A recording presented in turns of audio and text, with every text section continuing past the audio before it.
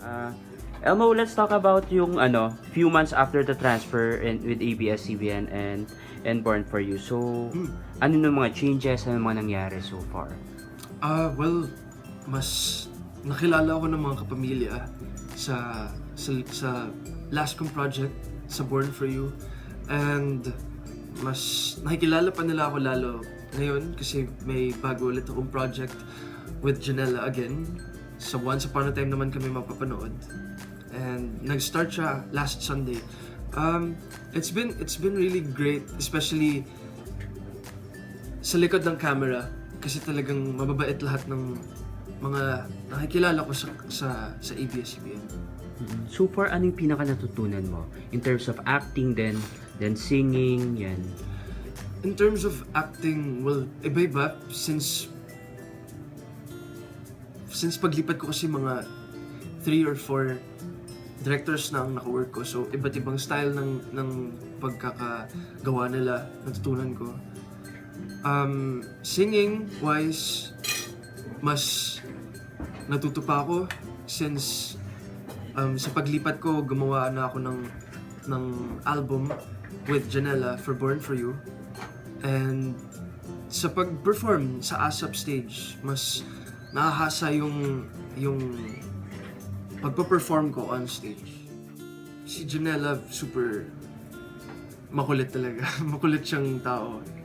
Pero once nasa trabaho kami, sobrang focused siya sa ginagawa niya. Super mahal-mahal yung ginagawa niya. So, yung drive niya sa work niya is something na hindi ko in-expect nung una ko siyang nakilala. So, ano yung expect ng fans mo in terms of your album? Ibang-iba siya from sa papa ko. Medyo mature na siya. Well, mature ba? Love, diba? Or dancing? Yeah, tungkol siya sa... Hindi lahat tungkol sa love. Well, mga personal experiences siya actually. About love. Kung hindi about love, about life. Basta one thing that's guaranteed, mga stories siya na gusto kong ikwento. Na mga hindi man nangyari sa buhay ko, mga na-observe ko na nangyayari sa paligid ko. In terms of your yung mga kanta, so may mga part ka bang sinulat dito? Is this all original? Lahat ng songs actually original. Lahat ng songs dito sa album ko.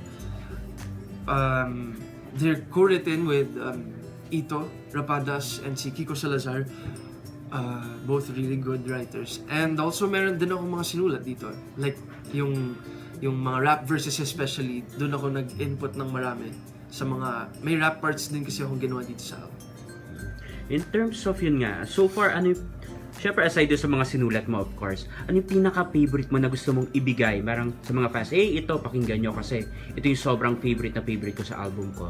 Well, syempre yung Kay Dali, yung pinakaunang single na nalabas ko sa album ko, isa sa favorites ko yan kasi nga maganda yung vibe niya, yung mood niya na nabibigay niya sa mga tao. Pero dalawa pang favorite ko actually is Huwag Kang Matakot and Alam Mo Ba, yung kanta ko that features Janela. So far, ano yung sobrang na-influence sa'yo ng father mo in terms of singing and then also in acting? Madami. Well, hindi lang dun masasabi ko. I guess yung passion niya for art mismo kasi hindi lang yun yung mga sinabak ni Papa in terms of art. Kasi hindi lang siya kumanta, hindi lang siya nag-rap, hindi lang siya umarte, pero bago pa yun lahat, nagsumasayaw din siya. He's also into directing music videos before, and he was also into photography, painting. So marami siyang sinabak sa arts mismo, and I think yun yung natutunan ko sa kanya, yung pagkakamahal niya sa passion niya and sa craft niya, which is art. Sana po supportahan ninyo ang very first album ko under Universal Records. Self-titled po siyang Elmo at makuha niyo siya sa lahat ng record stores nationwide. Also, online din makikita niyo yan sa Spotify, iTunes, Amazon Music, Deezer o kaya sa Spinner. Thank you. I really hope that you get a copy.